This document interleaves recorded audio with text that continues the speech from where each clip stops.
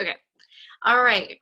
Sorry for the technical difficulties, but as I was saying, Jeff Hill talked about the things that all of the top 10 coaches have in common, which are persistence and patience. And I already was talking about the persistence part, but the patience part is huge too, because I think so often, so many of us get into this and, you want quick results, just like you want quick results from your fitness journey, but the coaching journey is just the same. And I think that, anything that has the ability to turn into a full-time income and then some takes patience. You go to school for 4 years and then you start making, the bare minimum in whatever job you learned how to do.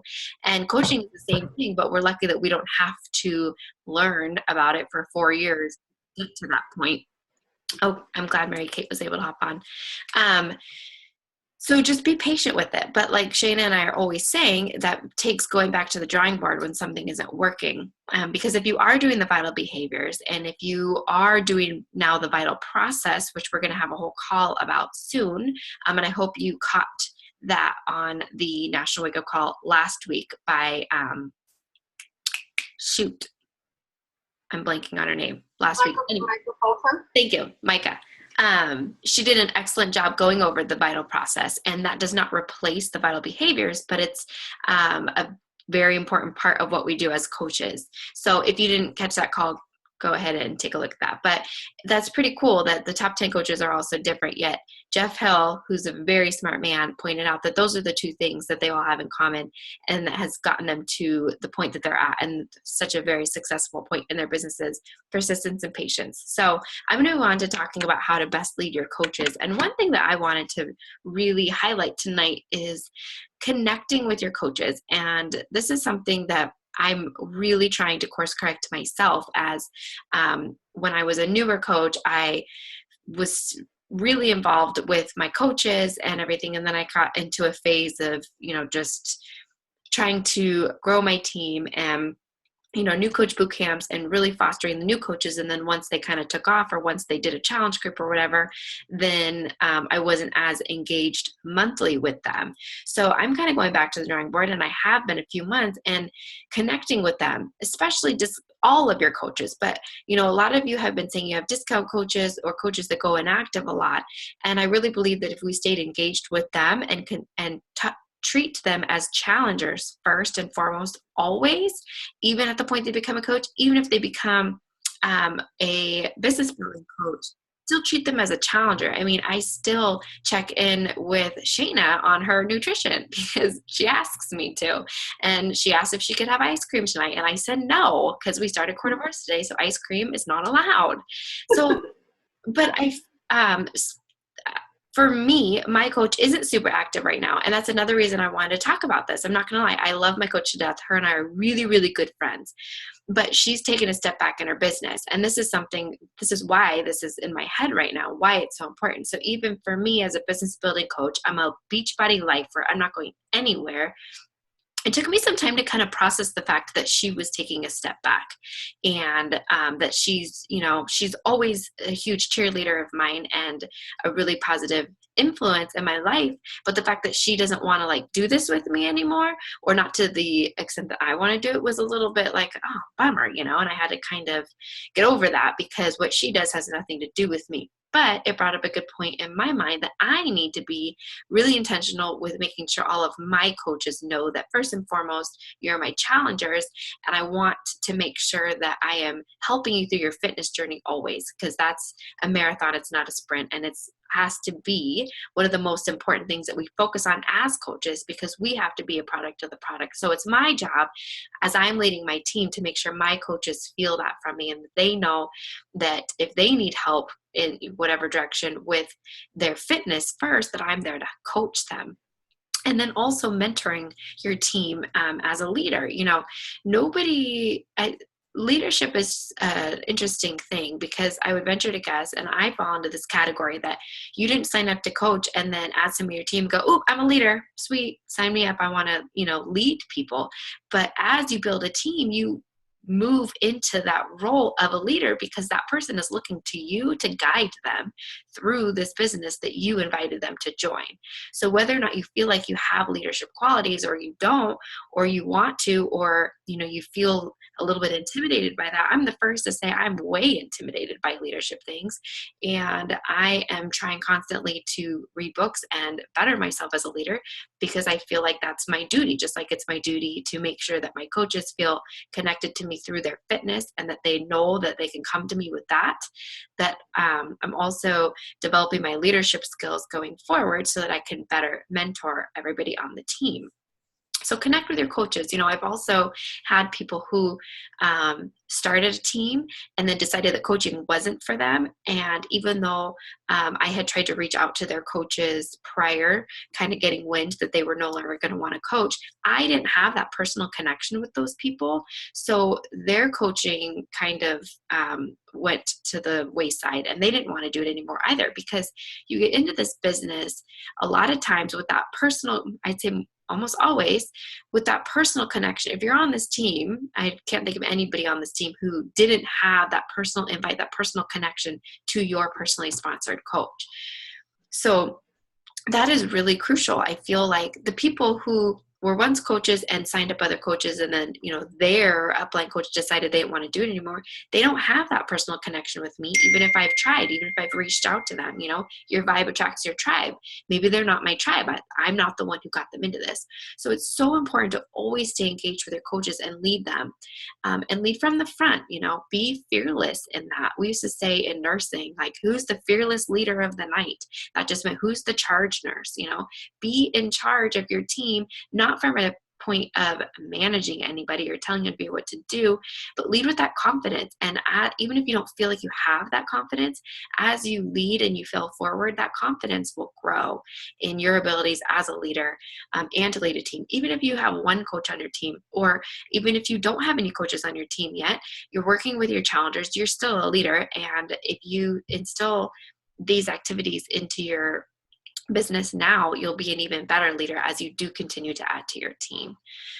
Know your coach's goals and in terms of their fitness and their business, and consistently invite them. I'm always inviting, especially my discount coaches and my quieter coaches, to challenge groups, just as if they were not my coaches, because if they signed up for a discount, they're not looking at things the way that we look at things at business building coaches. They are just drinking their Shakeology and getting a discount. So all this coach lingo, like, that's not their cup of tea. And so often I see people sign up discount coaches, and I've talked to other top coaches about this when I was at the leadership event, how they sign up discount coaches and automatically they put them in a bucket of discount coach. And so then they no longer engage with them in challenge groups. They kind of just think, oh, they got it. Now they sign up to be a coach, but no, they sign up for a discount. So continue to invite them every single month. I invite all of my coaches every single month in whatever challenge groups coming up, especially my discount coaches, to keep them engaged. And I'm always going back to the drawing board and asking them, what are your goals now? Or if they fall off and it's been a couple months and they've been quiet, just like with follow-ups with people I'm inviting in general, I'm going back and talking to them and trying to figure out, what's going on. Life's busy. I totally get it. And I just want them to know that I'm here for them. And if that means that they're not in it right now, that's cool. But I want them to know that when they're ready, I'm here. Shayna already mentioned having a hard deadline for your challenge groups, and I'm switching gears a little bit, but I want to encourage you guys to do that. And with that, I want to encourage you guys, if you're not already running your own groups, to start doing that. I know that can be kind of scary. I am like the more is better type of person. I'm always like, yes, everybody join us. Everybody join the challenge group and bring all your people. And I love that. And I keep wanting to put that model forward with our team. And I feel like I keep failing forward with that and learning that if we have too many people in these challenge groups, it gets too hard to connect with each person one-on-one. And I worry that certain challengers and coaches are going to fall through the cracks that way. And they're not going to get what they need from us as coaches one-on-one. So with that, I am not at all saying, not to invite to the challenge groups that I'm running. But I want to encourage you to run your own, because I want you guys all to have that confidence to run your own groups. The way that I say things isn't the way that you're going to say things. The way that I run things maybe isn't the way you want to run things. And I want you guys to have that confidence in yourself to do it and team up with each other. It's always way more fun to have at least one other coach in your group so that you guys can hold each other accountable and kind of split up the work. But in those challenge groups, make sure you're leading from the front. Make sure you're one of the first people every day to check into those groups. Make sure that you're commenting on every single thing that's being posted in there. So with that, when these groups get really large, that makes for a really long, really big chunk of our days that we're checking in with every single challenger, whether they're my challenger or Tiffany's challenger or whoever's. So and we really just want to make sure we stay true to our goal as coaches, which is to really help these people get results. And we know that everybody has different love languages and everybody needs different things. So if there's challengers in there who need that comment from you every single day and the group's so big that maybe it gets missed, that would be a huge bummer. So that's the reason I'm kind of going back to the drawing board with that as our team continues to grow. And in that, I really just want to foster in you guys the confidence to lead your own. And if that first step means leading it with another coach, I totally think you should do that. And I can go on and on about that being a success partner, but I won't because that's a whole nother call. All right. Another thing I wanted to add on to what Shana was saying about the 3-day refresh, and I don't think you said it in this way, but think about Thanksgiving. Everybody's going to overeat at Thanksgiving. So when you're promoting that 3-day refresh group this week, think about that. It's so key when and I'm not the best at this, so I'm talking to myself. It's so key that when you're writing call to actions that you're speaking to that person with where they're at right now. We have Thanksgiving coming up. People are checking out. You know that they're going to overeat. They're going to overdrink. They're going to snack all day long until they get to their huge pile of food. So they're going to want to reset their systems after. Everybody doesn't want to feel the way that you feel after Thanksgiving. I mean, am I right? I don't. I always feel pretty crummy. I'm not going to this year, but so talk about that when you do your call to action. Don't just do, hey, I'm going to do this 3-day refresh and it's going to clean me out. It's going to be awesome. Add to it what people are going to be looking for come Black Friday, or we're going to start that Monday. But talk about that. Like, you're probably going to be going to multiple family functions that entire weekend, which means there's probably going to be lots of food and lots of sweets and lots of really delicious drinks. So how about that Monday, you do this with me and I know you'll feel awesome. Something to that flavor. All right. That is all I wanted to say about that. So Shana, what do you have to add?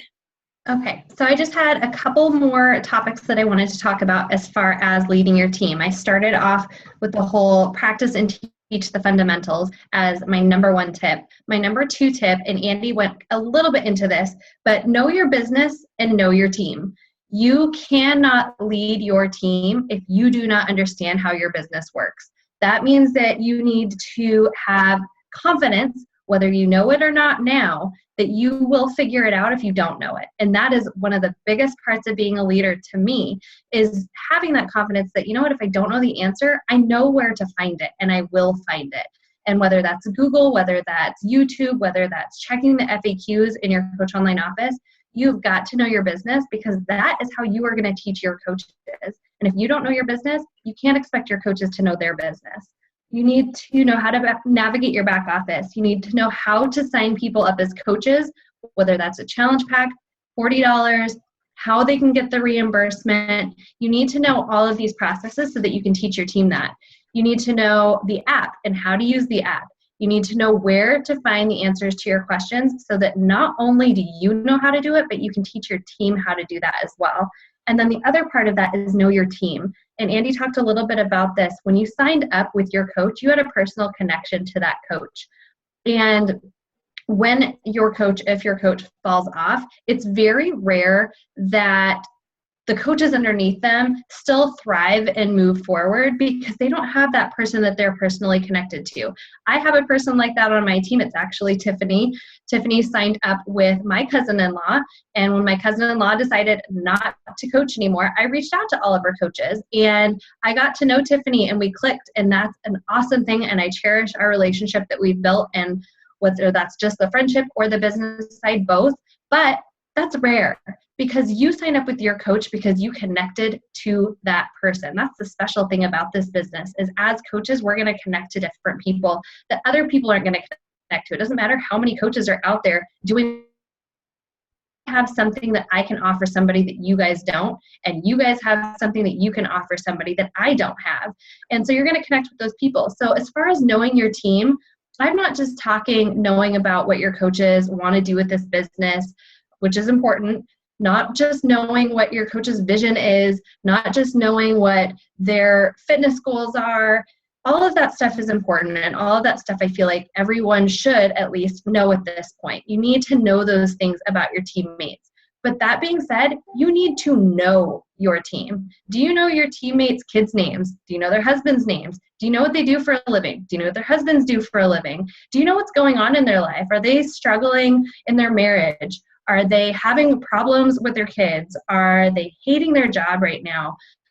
You need to know your team, because not only is that going to help you to help them reach their goals, but it's going to help you to be able to connect with them, to figure out what it is that makes them tick, what it is that motivates them to push forward in this business every day. So when they lose that vision, and we all do, this is what success partners are great for, but not everybody finds their success partner right away. When you lose your vision, that is something that will help you to pull them back in from it, because you know what's going on in their life. When you have a coach that falls off the face of the earth for a week and you're probably like, oh, where did this person go? They said they wanted to run this business. Well, if you know your coach on a personal level and you know maybe they're struggling in their marriage right now, you can have a little bit more sympathy for them. And instead of just reaching out and be like, hey, you said you wanted to hit Success Club, you can reach out and be like, hey, I know you have a lot going on. What's happening with you and your husband? Is everything okay? Knowing your coaches on a personal level helps so much. And that is another reason why, like Andy said, it's really hard when a coach falls off to connect with those people under them, because hopefully you built those personal connections with your coaches so that you know how best to motivate them, how best to help them with their goals, and to move forward. And then the last thing I wanted to talk about as far as how to lead your team, and I think that this is by far the most important, and it's nothing that all of you probably have not heard already, but you set the tone for your team. And it's like Andy said, you have to be that fearless leader and leading from the front. But the one quote that always seems to stick out to me, and I love John C. Maxwell, sorry for quoting, but he says, people buy into the leader before they buy into the vision. They believe in you before they believe in all of the stuff you talk about building an income and helping all these millions of people and all this vision that we have for our teams. And I can tell you right now, I have a huge vision for our team. I have a vision of all of us standing up there, 30 plus, diamond plus coaches who have built these crazy successful businesses for themselves, who are helping thousands of people every year, changing lives. I have this vision of all of us standing up at Summit and just being recognized for how freaking amazing we are, because I know so many of you are so freaking amazing and deserve that kind of recognition. But before I can get you to believe any of that, before I can get you to buy into that vision and see that vision with me, you have to believe in me. And in order for you to believe in me, I have to lead from the front. I have to be willing to go out there and fearlessly do the things that most people aren't willing to do right away, to make sure that I'm inviting every single day, to make sure that I'm posting on my social media in a positive way every single day, to make sure that I'm hitting Success Club without fail every single month, and not by the skin of my teeth at the end of the month. And I'm talking to myself here because my last 2 months have been a struggle bus for me, but to make sure that I'm hitting it early on so that I show my team what is possible. And that is what you have to do, because if you're not hitting Success Club, you're not posting to social media, you're not running challenge groups, you can't expect your coaches to be doing that either, because they don't see you doing it and they're going to follow your example. If you want coaches to be adding to their teams and building their own successful businesses, you've got to show them that that's possible and be adding to your teams and creating these successful businesses for yourself. And if you want your coaches to build a business, you have to build a business. And I think that that is the number one thing that I can tell you about leading a team, is that you have to lead by example, and it starts by faking it till you make it. I'm not going to lie. When I first started, I had no idea what I was doing. Not a single one of us got into this business as professional coaches. I can guarantee it, because there's no such thing as coaching class. Like, none of us went to school to become a coach. Some of us might have some experience that have helped us in this. Maybe we've done network marketing. Maybe we have a background in human resources, whatever it may be. We might have backgrounds that help us with this, but none of us came into this knowing what it was to be a coach. We all learn as we go, whether that's through challenge groups at first, whether you dive straight into the coaching opportunity. And you have to fake it till you make it until you figure out what it is that you need to do. And that goes with the confidence that I talked about, and knowing that I might not know all the answers, but I'll figure it out. And I know that if I do these things, my team is going to follow me because they're going to see that it's possible, and I have to show what's possible.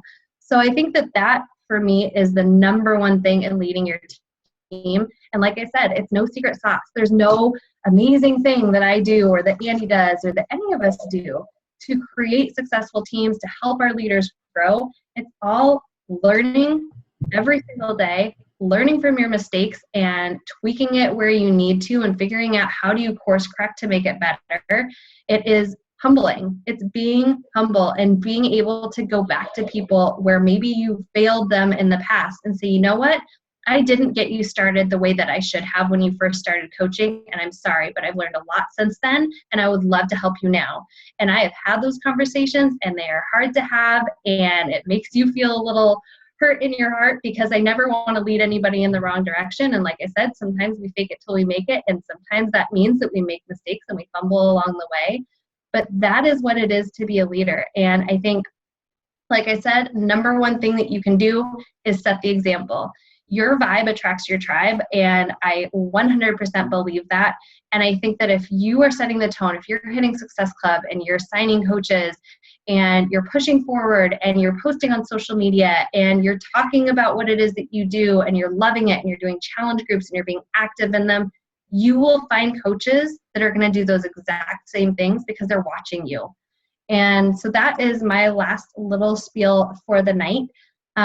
Obviously, you guys, if you have any questions about what it is that we can help you with as being leaders or what it is that you can do as leaders, let us know. But like Andy said, be a constant student in this. Like I said, we're all learning as we go. There's no Coach 101 class that you're going to take at a college. It's going to teach you how to do this. As soon as I started growing my team, dove into personal development about leadership. I could screenshot you over to my bookshelf over there, and I've got like 10 books on leadership because I knew that that was something I'm not strong on. I have never been a go to the front person. I have been a sit in the back of the class, follow the leader person my entire life. But I knew that if I wanted to be successful at this, I was going to have to learn how to be a leader. And that's what every single one of us has to do in this business, whether you already are coming into it feeling like a confident leader or not. So that's my last little spiel. I don't know if you have anything to add, Miss Andy. No, you rounded up just nicely. All right, guys. Well, I'm sorry about the technical difficulties, and I know Tiffany was having a hard time getting her computer to work, and then she crumbed out. But what's your number one leadership PD? I will get it for you. I'm going to show you because I love this book.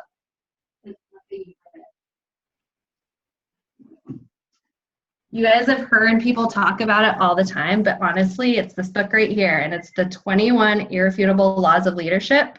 And shocking, it's John C. Maxwell. I might be a little obsessed with him. I think he's amazing. But this book, by far, gave me the most tips that I could actually put into play with my team for leadership. I absolutely loved it. So the other thing that I always did, especially for leadership PD2, I didn't necessarily do straight leadership. A lot of leadership, like I said, is growing your confidence. So for me, I struggle with confidence a lot. And I dove into personal development straight up on confidence so that I could learn to be more confident in myself, because that's what I want to see in my team, is them being more confident in themselves. So if I want that for them, I need to lead by example and do that. So do you have one that you love, Andy? I really like Entre Leadership by Dave Ramsey because I like the practicality of what he talks about in that book, and kind of mending the two things of us being entrepreneurs and how that needs to go hand in hand with being a leader to the people that you're working side by side with. Yeah. Yeah, another one that I really like too, and you wouldn't think that it's a leadership book, but to me it really taught me a lot about what it was to be a leader. And if you're not the kind of person that likes to sit down and read like the more factual John C. Maxwell books like I am, it's a good read because it's more of a storytelling kind of book too, and it's called The Go-Giver. And you wouldn't think that that is a leadership book, but to me, reading through that, it really taught me how I wanted to build my business and grow my team in a more genuine way than I was doing when I first started, and it really helped me too. So that's a really good one. Thank you. Yeah.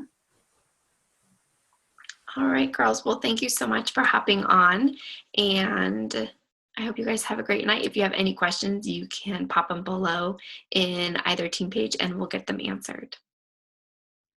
Bye, guys. Bye. Bye. Bye. Thank you. You're welcome.